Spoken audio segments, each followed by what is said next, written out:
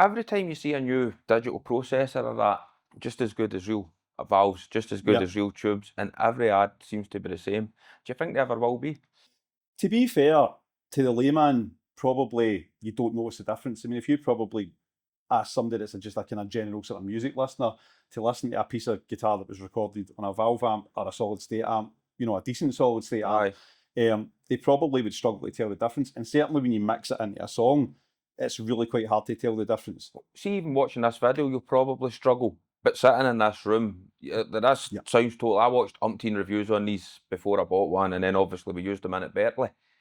It's a different sound when you're here. Because you're feeling the actual sort of, you know, when it's got that air moving in it, it's vibrations and things. It's hard to get that across. Yeah, like, really. You kind of lose that in a recording, and it's the same. You know, although obviously in studio recordings and record production and things, they will process the sound as much as possible to try and recreate the sort of live sound. You're right, you will lose that. So that's where, you know, when it comes to sort of recording and things like that, especially if you're sort of, you know, not totally pro recording, you know, if you're kind of doing home recording, things like a laptop or, you know, something like that, you know, do you really need to kind of go to the extent of having valves? Probably not, you know, unless you're kind of really sort of proper pro setup or you're gigging. So, I mean, I would probably say if you've got a decent enough sort of solid state or a really good bit of modelling kit, like, you know, like your kind of fractal amps or your sort of pedals with sort of fractal tech and things, like your helixes and things like that, they will probably, you know, they'll get you close enough to the sounds you're looking for. But again, like that, you're never going to emulate. It's unmatched, really, for what I'm hearing. Especially, like, you know, I've tried them. Then when I use pedals into it, the sound I'm going for, I don't think you can get close. But it's not just the sound. I think the feel. Yep. You don't seem to get that feel, the dynamics of it. So, I suppose we better shut up now and maybe let you actually hear them. So we're going to just play a wee blues, kind of generic blues, and we'll trade some licks.